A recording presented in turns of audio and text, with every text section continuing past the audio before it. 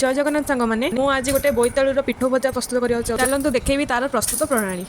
प्रथमे गोटे बोईतालू को नहीं चुन चुन करके काटिदेवे।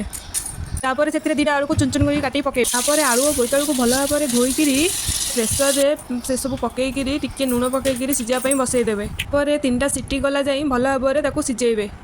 तापर गोटे छणा को काढ़ी किसी समय ठंडा हाँपाई छाड़देवे। तापर ठंडा हो सारापर आलूर चोपा को भल भाव में छड़ेबे।